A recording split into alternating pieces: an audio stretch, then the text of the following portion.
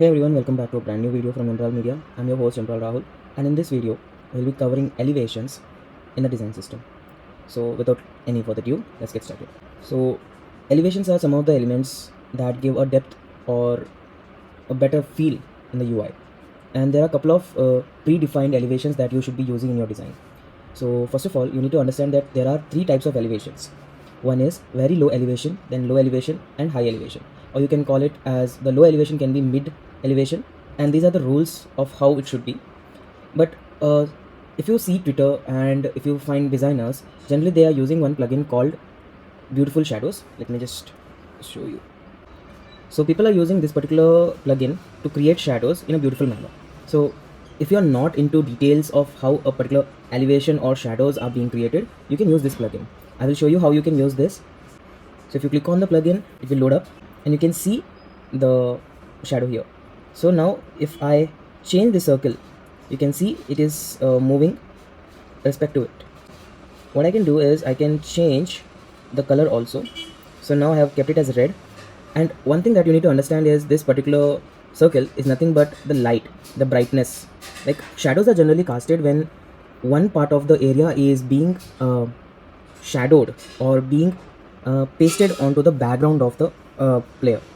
So this particular logic is working in this plugin, and you can use this for creating the shadows, the basic things. And shadows are equal to the elevation. So you can use this plugin if you are not into the details. But if you want to get into details, you need to understand these are the three things. And for the very low elevation, you can use either 0 to 2. This will be a range of n. And for low elevation, it will be 3 to 32. And more than 33 will be the high elevation. The examples of these are being here. So I will start with the first one itself. So this is a flat stroke. It's generally a gray overline over the card, so that it just give a distinguish between the background and the card. Next we have the gradient stroke. The use of these cards depends upon different categories. One particular that generally is used in software applications is this one.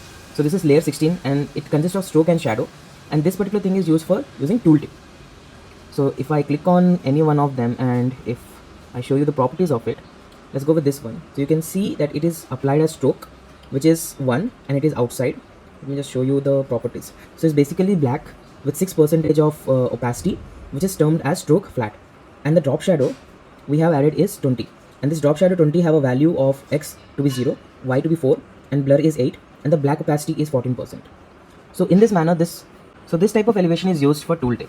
The same goes with these also. The same goes with the black ones also. But black have little bit of difference, which you can may not be able to identify, but these are present there. One more addition that I picked up from the Razorpay design system is this one. So they have a proper category of normal shadow, then low rised, mid rised, and high rised. So you can use these also, and combining all of these, you will be having a system ready to fastly integrate it with your design, and you can work faster. So that's it for this video, guys. I hope you have learned something, and I will see you in the next one. Till then, bye bye. Have a great day.